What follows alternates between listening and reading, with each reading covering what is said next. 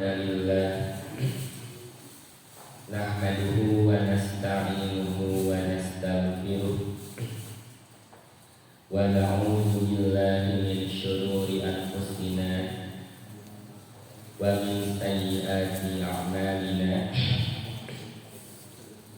man yahdihillahu fala mudilla lahu wa man yudlil fala hadiya lahu wa asyhadu an la ilaha illallah wahdahu la syarika lahu wa asyhadu anna Muhammadan abduhu wa rasuluh alladzi la nabiyya ba'da amma ba'du. Hadirin jamaah Masjid Al-Amin yang saya hormati dan Allah rahmati, alhamdulillah bersyukur kepada Allah Subhanahu wa Ta'ala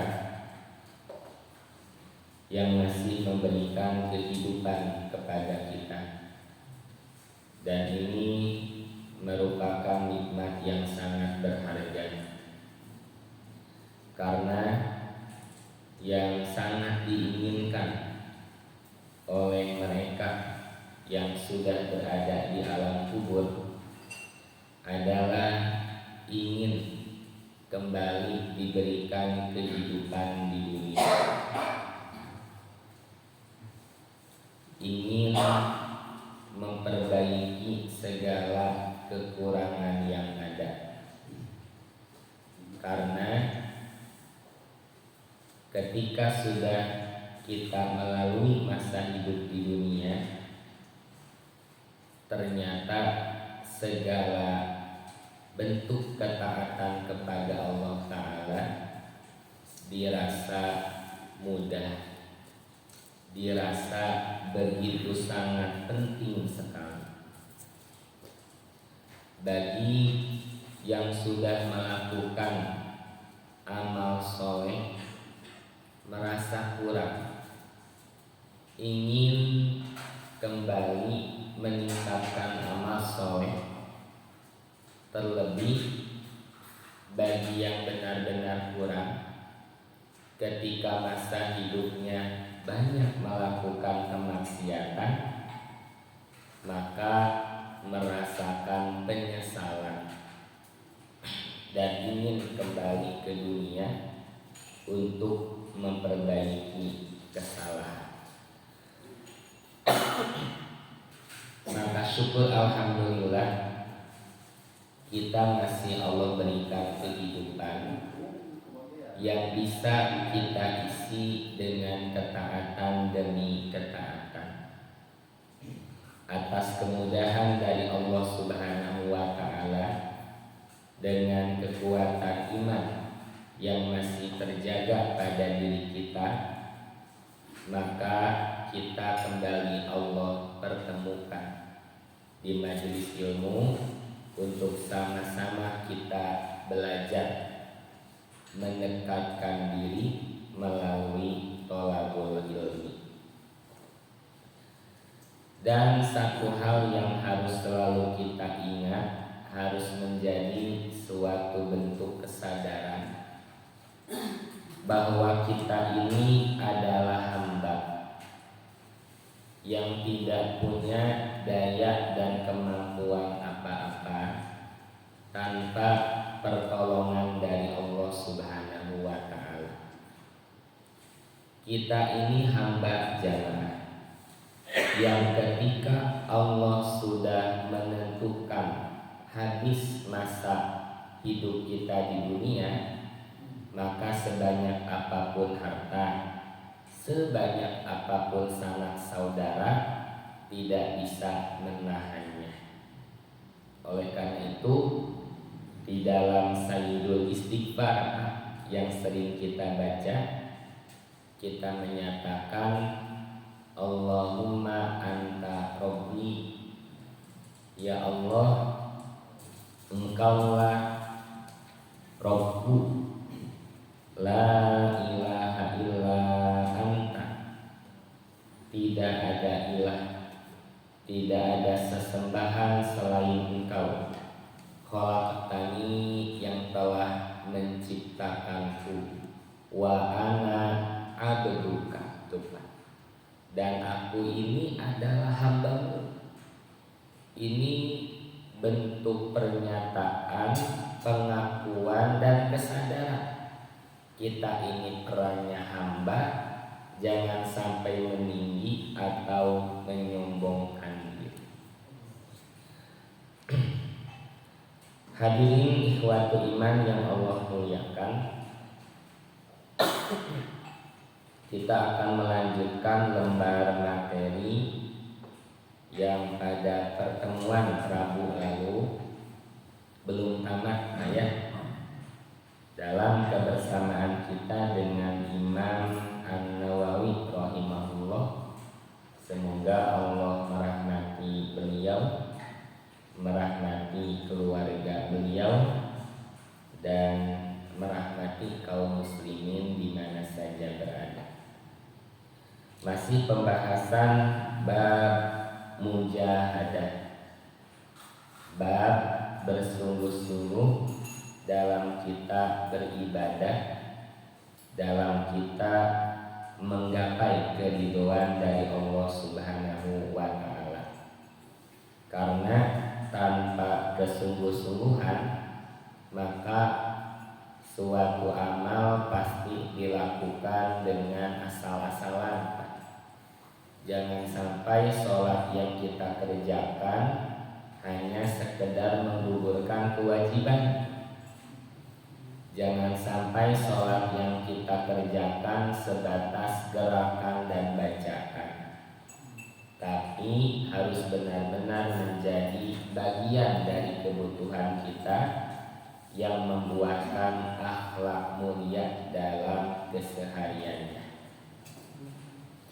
Pada pertemuan Rabu lalu kita sudah membahas hadis ke-13 dan ke-14 dalam bab ini. Kita sudah menemukan penjelasan dari Nabi SAW tentang keadaan manusia yang terbaik menurut Allah Subhanahu wa Ta'ala, yaitu man tola umuruhu, siapa yang panjang umurnya, hasuna amaluhu, bagus amalnya.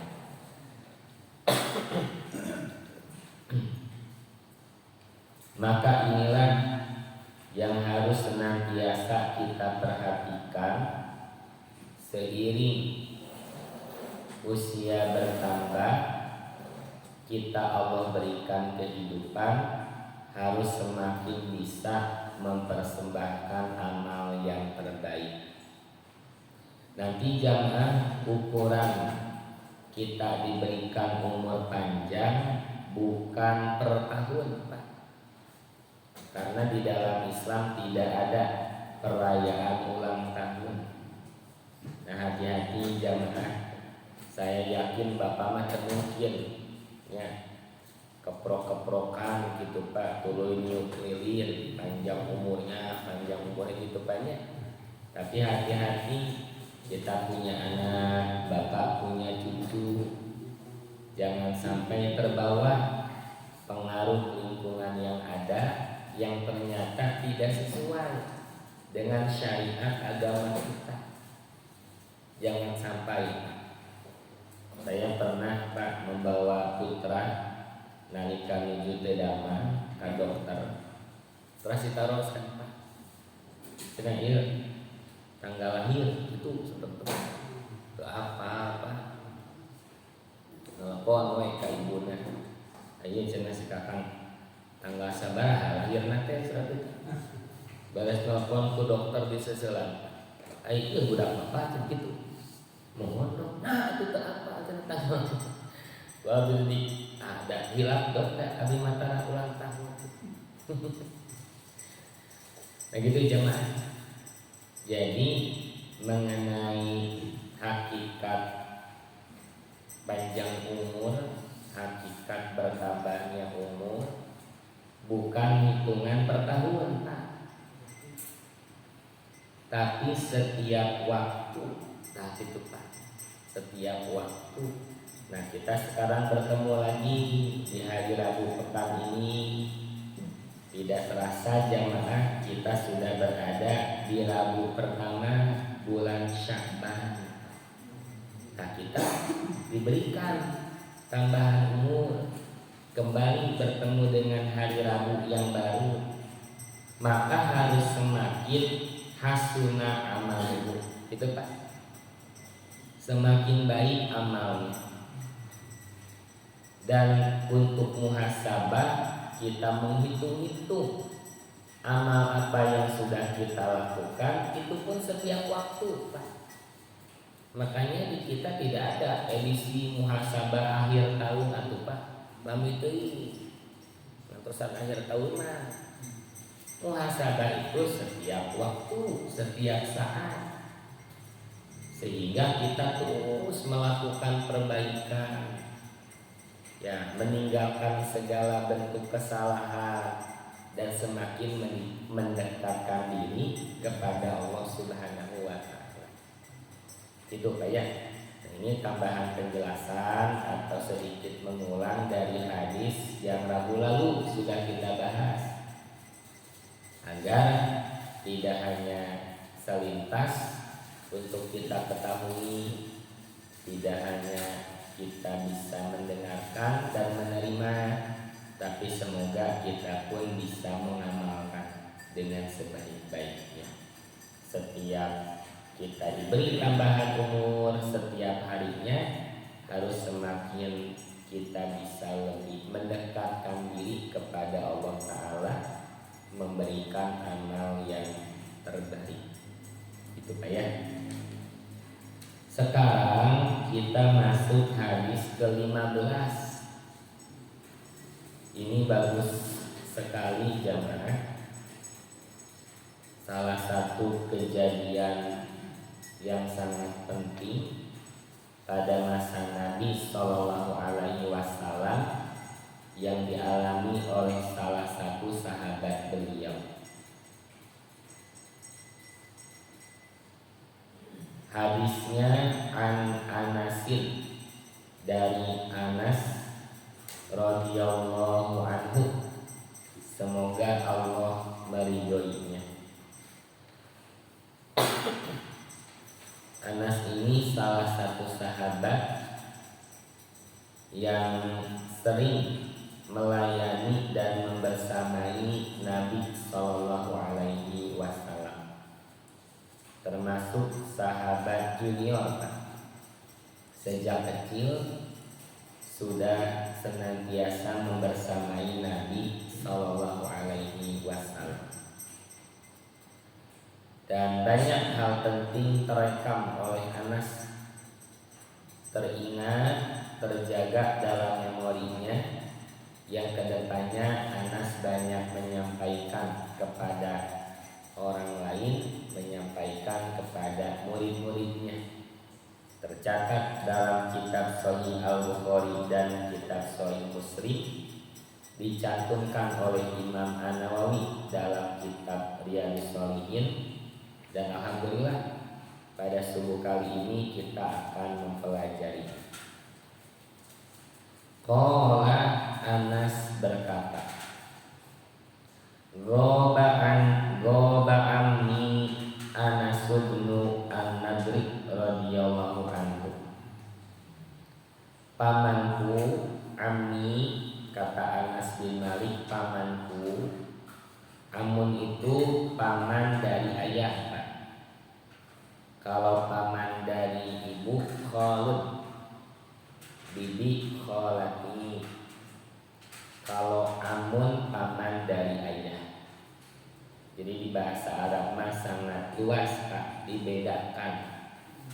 Paman dari ayah sebutannya amun, paman dari ibu khalun, kan orang mah sami-sami emang mentak naros. Ya teh emang ti bapak, ti ibu gitu banyak, karena tidak dibedakan.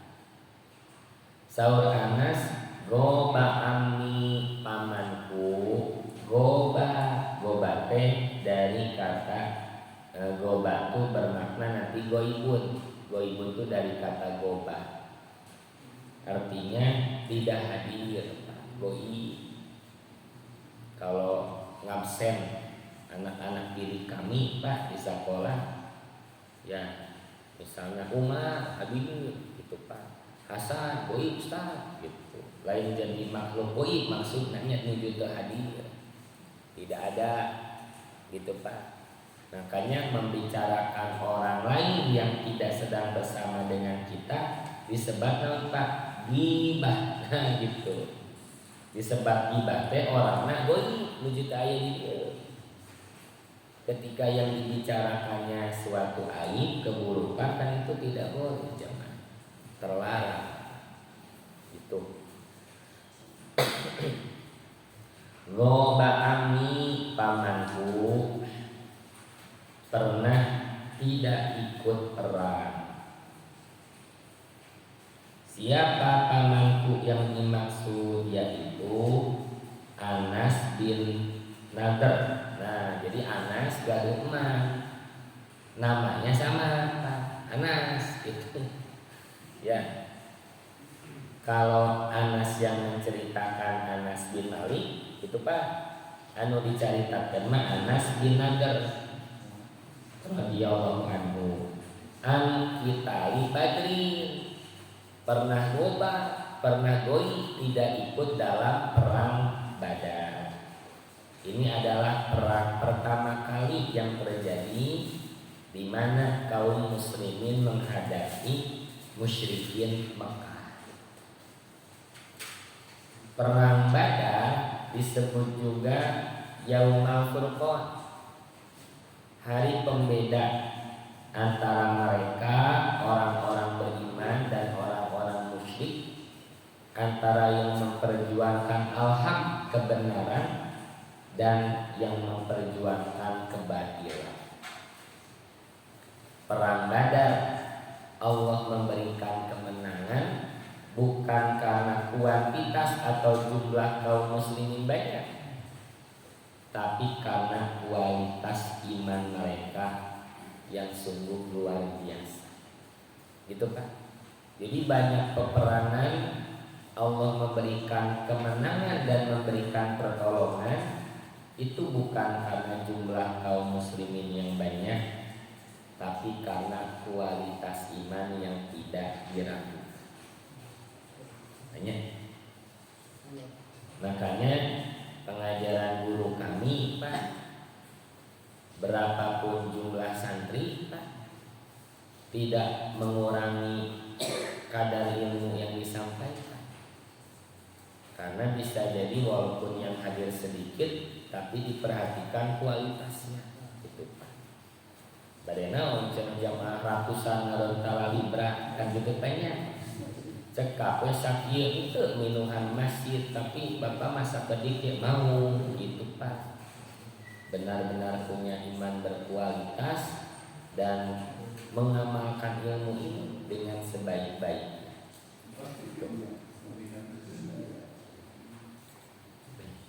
Faqala, maka ia berkata.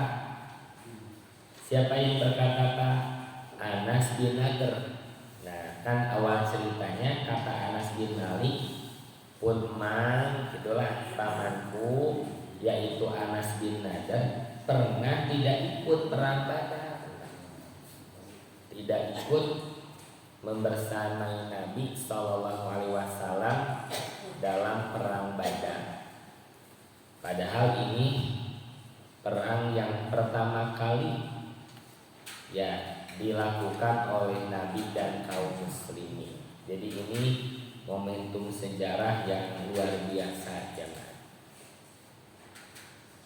Nah nanti mengenai perang Badar yang terjadi pada tahun kedua Hijriah ini tidak direncanakan untuk perang. Kesitu dulu Pak sejarahnya nih. Tapi diawali dengan informasi yang diterima Nabi Shallallahu Alaihi Wasallam bahwa kafilah dagang Abu Sufyan mau melewati jalur dekat Madinah. Lalu Nabi mengajak para sahabat, orang cegat nih, gitu Pak, orang cegat kita rampas saja. Boleh gitu Pak, merampas Pak, abega pengen tuh.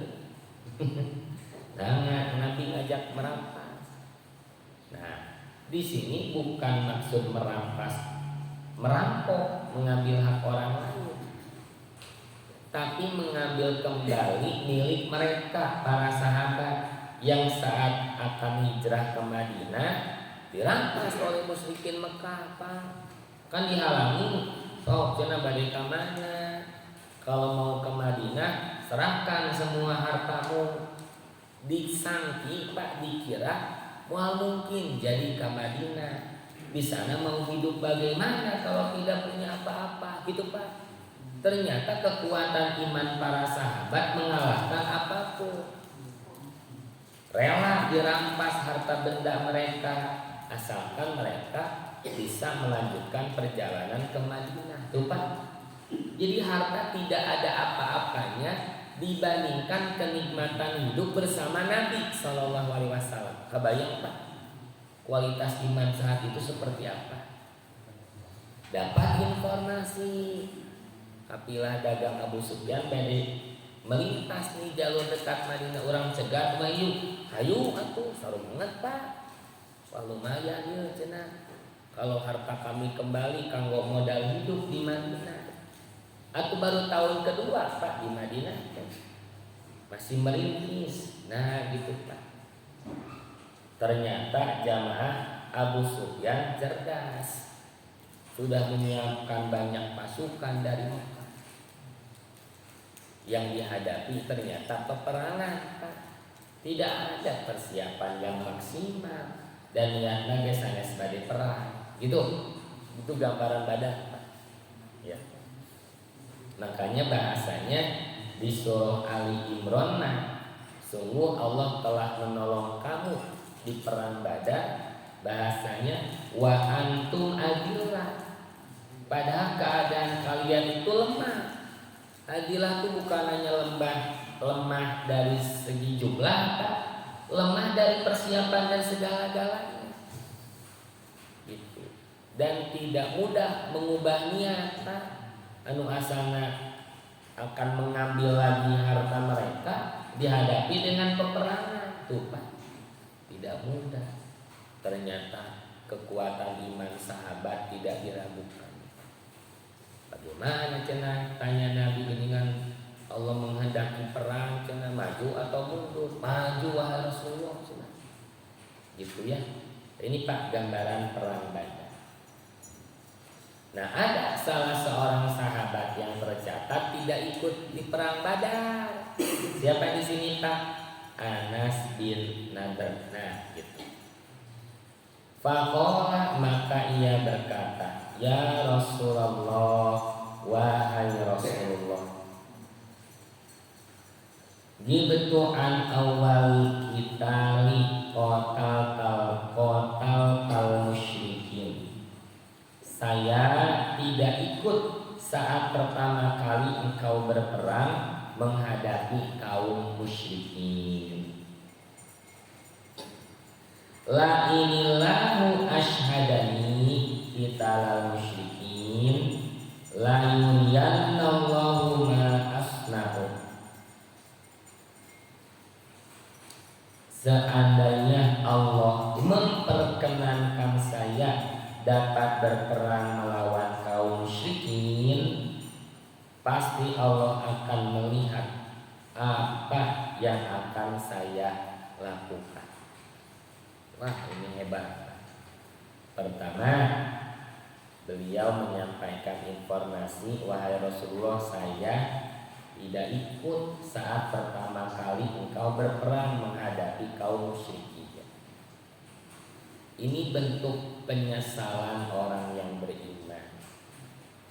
Menyesal ketika merasa tidak mendapatkan peluang berharga. Gitu Pak. Padahal ini sesuatu yang beresiko Pak. Ini ada perang mati resiko apa meninggal dunia. Tapi justru itu yang dicita-citakan Pak. Jadi mati syahid itu yang dicita-citakan oleh orang beriman siapapun dia, termasuk kita Pak. Jadi kalau sudah syahid mah pasti husnul khotimah Pak. Maka kita pun harus mencita-citakan wafat bernilai syahid. Syahid sekalipun bukan syahid di dunia. Kan nanti Pak ada syahid di dunia, syahid di akhirat, berarti ini mah berperang fisabilillah. Ada yang syahidnya di akhirat mendapatkan nilai syahid, padahal di dunia wafatnya tidak sedang berperang fisabilillah. Ya seperti apa? Yang meninggal dunia dalam sedang melakukan ketaatan. Saudara kita Pak di Sumatera yang meninggal dunia tenggelam, tertimpa reruntuhan, nilainya syahid, tapi selama sedang tidak melakukan kemaksiatan. Yang kemarin zaman Covid Pak sudah kita lalui bersama, itu meninggal dunia sedang dalam keadaan ada wabah menyebar. Kata Nabi selama dia sabar, kemudian ihtisab mengharapkan pahala dari Allah, maka wafatnya bernilai syahid. Gitu Pak. Nah di sini Anas bin Nadar merasakan menyesal. Wahai Rasulullah, saya tidak ikut perang pertama kali engkau menghadapi kaum musyrikin. Inilah penyesalan orang beriman ketika kita absen dari agenda kebaikan. Bapak bangun tidur Pak, pas azan berkumandang azan subuh, aduh kasihan. Bapak merasa menyesal tidak mengerjakan amalan sunnah, sholat tahajud ya.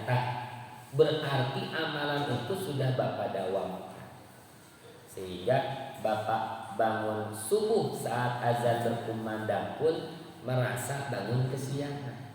Gitu Pak. Jadi kalau suatu amal kebaikan sudah terbiasa kita lakukan, lalu suatu ketika kita tertinggal, ada Bapak rasa penyesalan, itu menunjukkan kualitas iman Bapak sedang bagus. Nah gitu Pak. Tapi punten, ada yang pas bangun subuh azan berkumandang, kasubuhan gitu. Nah ada biasa bangun nasihat ya.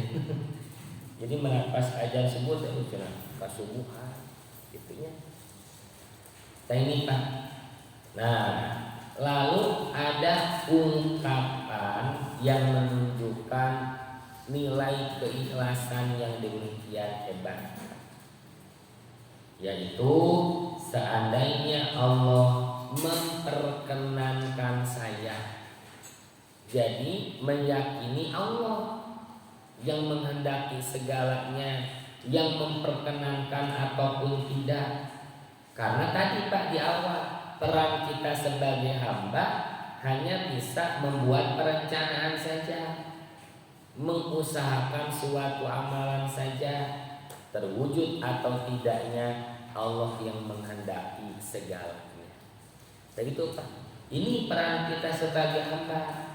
Maka ketika terwujud suatu amal kebaikan, hakikatnya bukan karena usaha kita semata, bukan karena hebatnya kita, tapi Allah yang menghendaki dan memudahkan segalanya. Tuh Pak.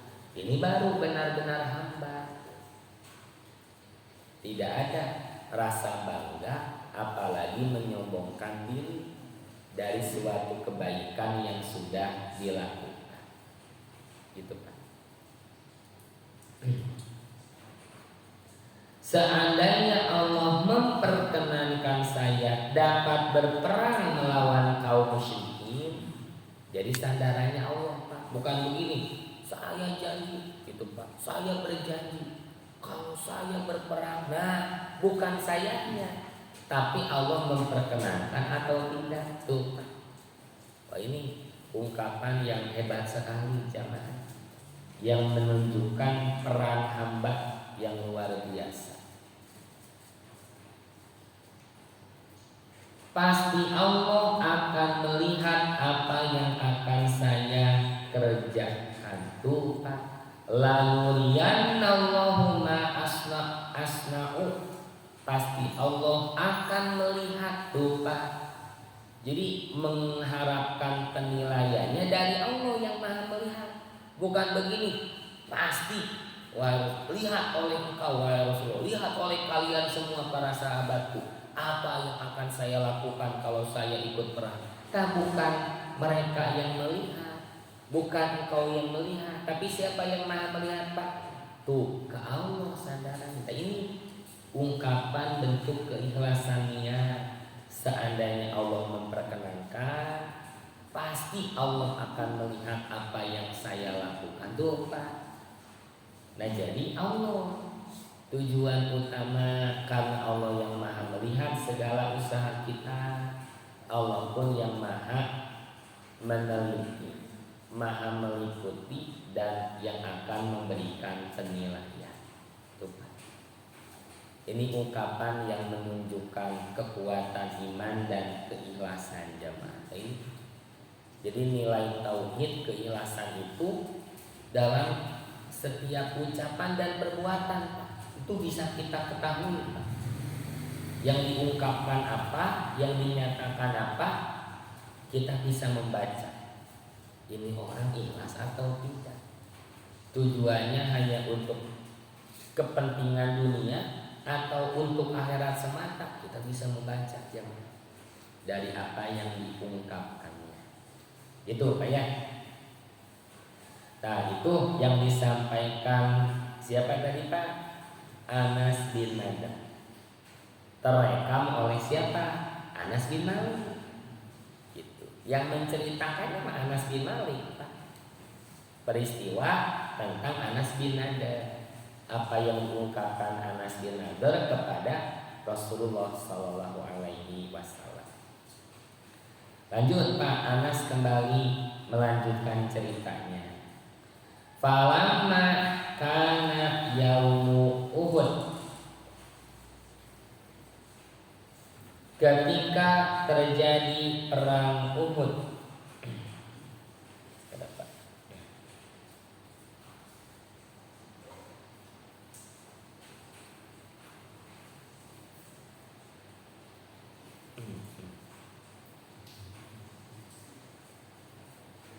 Ini beda setahun Pak ya.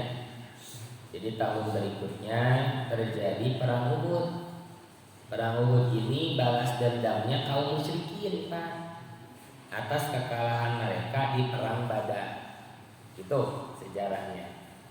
Falamma kana yaumu Uhud, ketika terjadi perang Uhud, in kasyafal muslimuna, kaum muslimin ada yang kabur dari medan peperangan. Nah, bagaimana kan Pak suasana Uhud ya, yang saat banyak ada sahabat yang tergoda oleh ghanimah, menganggap kemenangan sudah di depan mata, hingga lupa apa yang dipesankan oleh Nabi Sallallahu Alaihi Wasallam. Banyak sahabat yang meninggalkan pos jaga mereka karena melihat ghanimah apa. Ini godaan dunia Pak pelajarannya. Jadi yang godaan dunia yang begitu menggiurkan hingga banyak yang lupa diri terhadap tugas mereka untuk menjaga di pos-pos yang sudah ditetapkan. Nah gitu Pak. Jadi tidak taat pada satu komando dan terkalahkan oleh godaan dunia. Nah gitu poin yang sebagai pelajaran berharga dari perang itu. Faqala Maka ia Anas bin Nadar berkata, ini Pak yang terjadi saat perang Uhud. Lalu Anas bin Nadar yang tadi menyesali tidak ikut perang Badar, di perang Uhud ikut Pak. Perang Uhud itu Anas bin Nadar. Allahumma a'tadiru ilaika mimma sona'aha ulai. Ya Allah, saya berlindung kepadamu dari apa yang dilakukan oleh mereka, yakni sahabatmu, para sahabatnya Pak, yang berlarian berebut ghanimah Pak, yang meninggalkan pos jaga mereka. Anas bin Nadar tetap Pak berdiam sesuai yang dipesankan Nabi, seraya berkata, ya Allah, saya berlindung kepadamu dari apa yang dilakukan oleh mereka.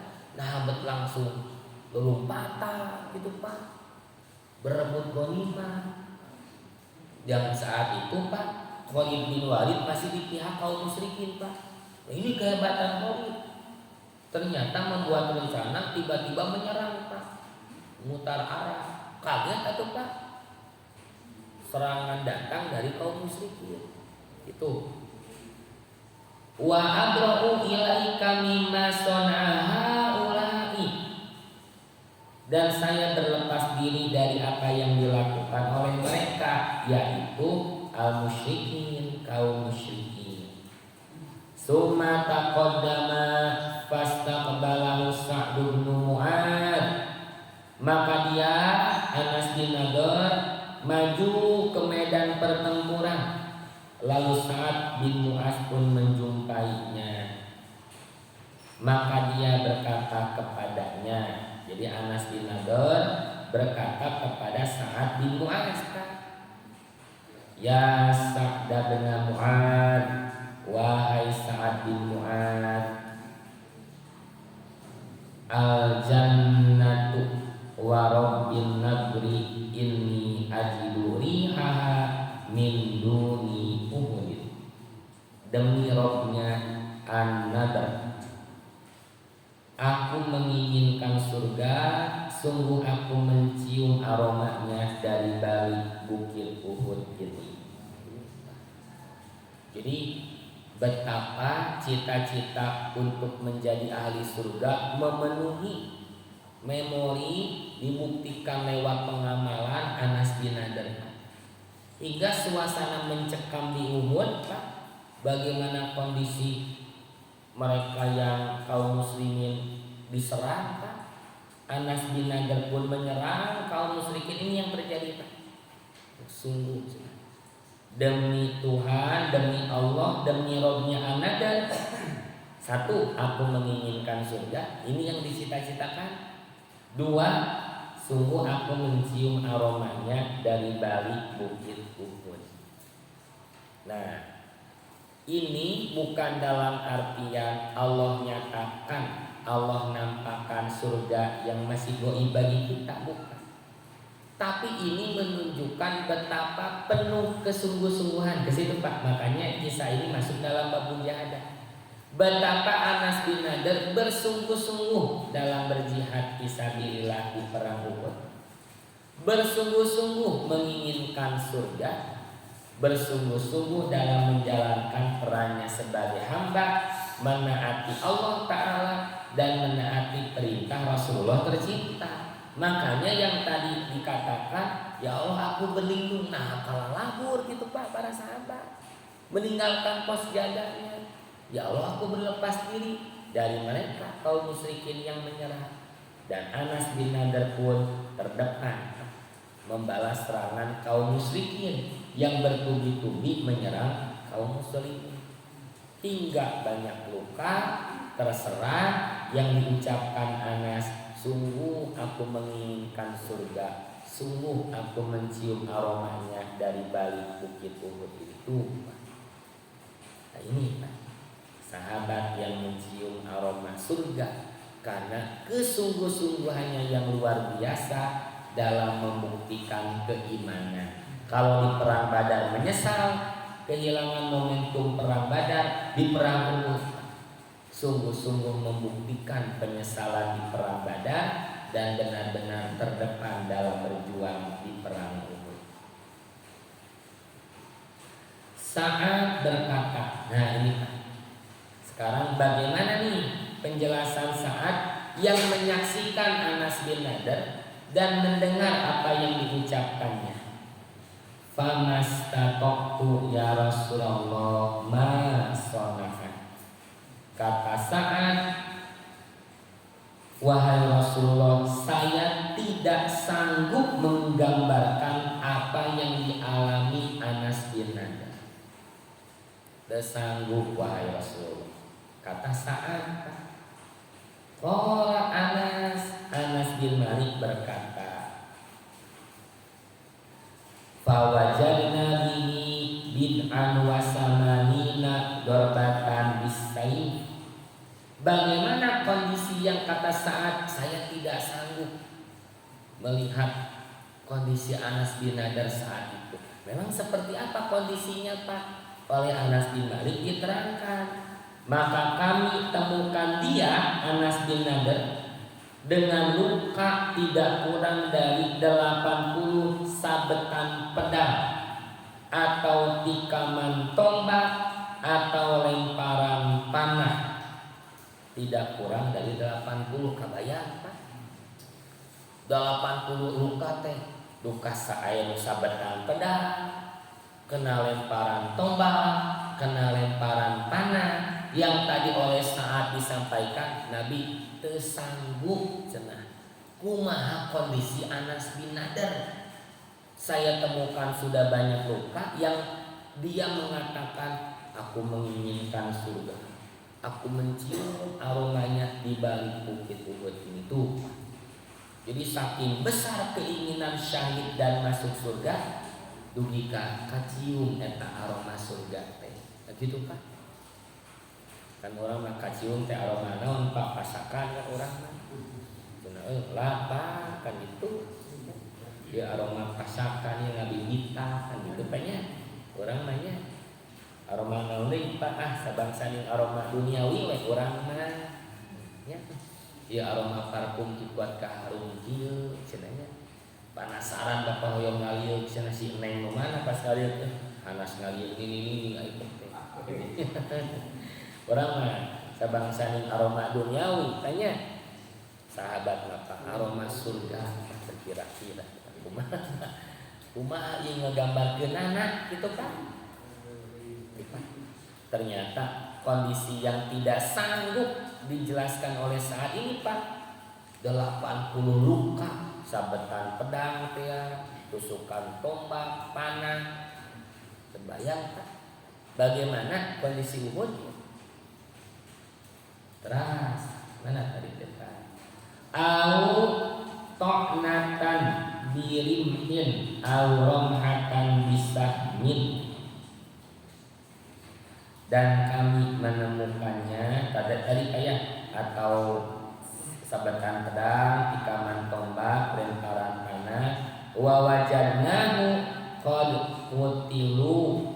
Kami kata Anas bin Malik menemukan Anas bin Nadr sudah dalam keadaan qutilu, terbunuh. Wa massala bihil musyrikun, di mana kaum musyrikin telah mencabik-cabik jasadnya. Fama rafa'u ahadun illa ukhtuhu bibananihi.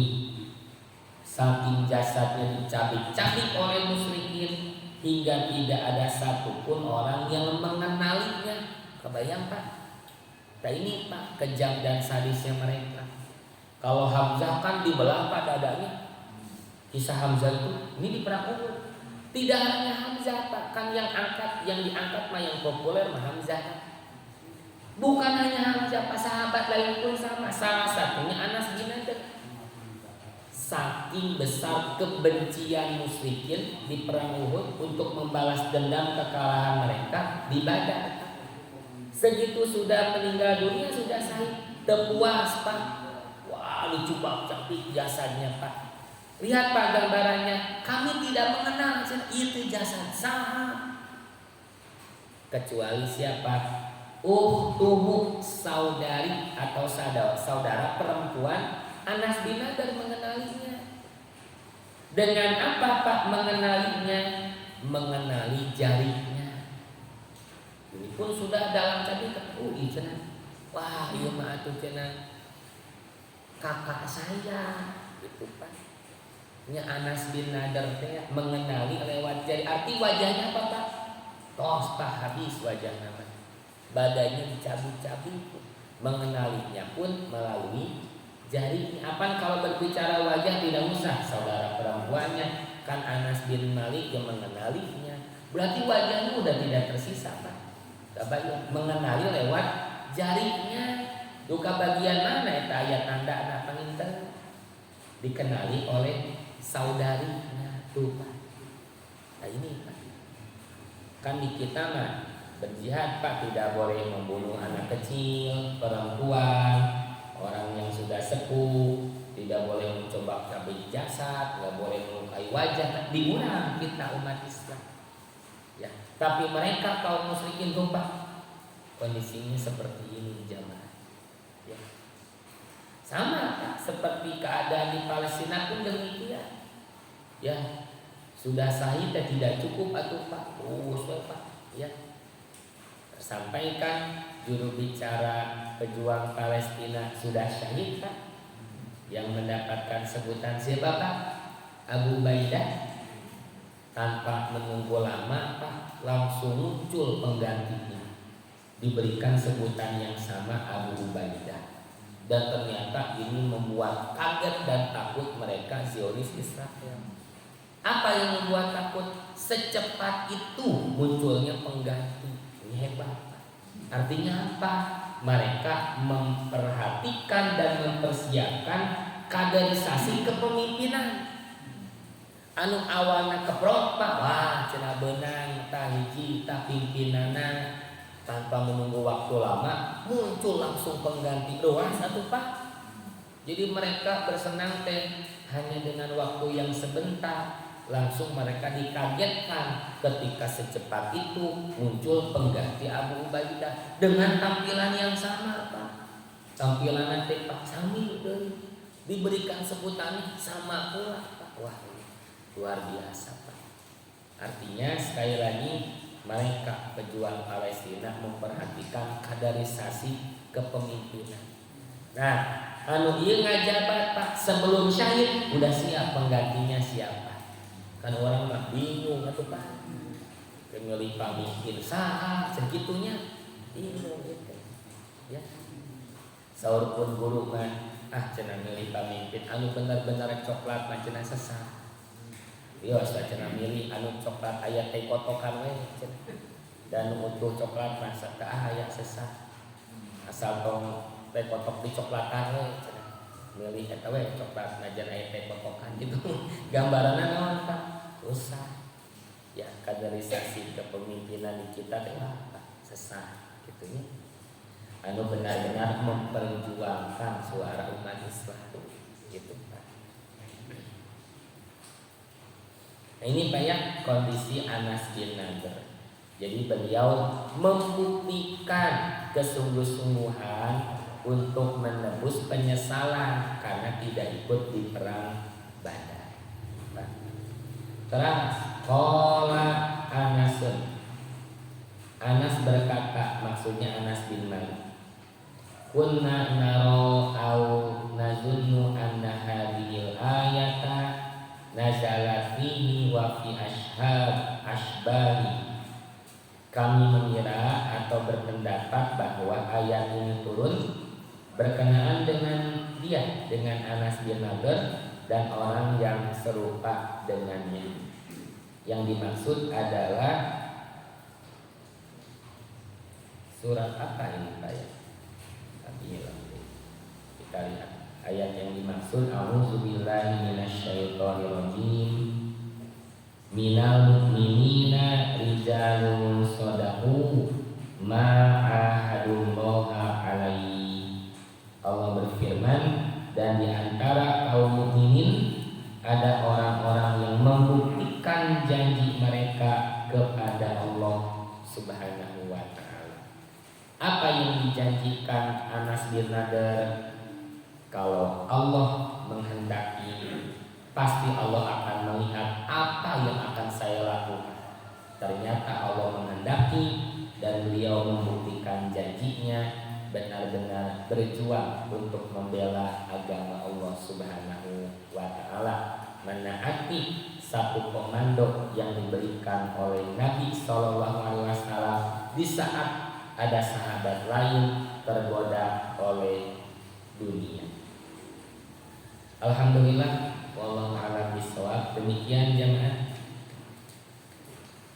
satu kisah yang luar biasa, cuplikan kejadian penting di perang Uhud yang diliput diceritakan oleh Anas bin Malik radhiyallahu anhu. Semoga menjadi pelajaran berharga bagi kita untuk bersungguh-sungguh dalam menghamba kepada Allah Ta'ala, memanfaatkan umur yang tersisa dengan kita benar-benar menaati Allah Subhanahu wa Ta'ala. Demikian jemaah. Alhamdulillah hujan banyak, mendak payung lah. Berapa manawi aya nu jelas kata Nabi nu bade namihan. Di sini tidak dicantumkan payah. Di tes surat Al-Ahzab jemaah. Minal mu'minina rijalun shadaqu ma ahadullaha alaihi. Surah Al-Ahzab ayat 23. Ini yang diceritakan Anas. Ayat ini berkenaan dengan Anas bin Nadar dan yang serupa dengannya. Alhamdulillah, wallahu a'lam bishawab. Demikian jamaah. Mohon maaf atas segala kekurangannya. Terima kasih untuk kehadiran dan kebersamaannya. Insyaallah Rabu depan semoga masih Allah berikan kesempatan kita bisa bertemu kembali. Jamaah semuanya sehat walafiat. Rabbana faghfir lana dzunubana wa kaffir 'anna sayyi'atina wa tawaffana ma'al abrar. Aqulu qawli hadza wa astaghfirullah li wa lakum. Wassalamualaikum warahmatullahi wabarakatuh.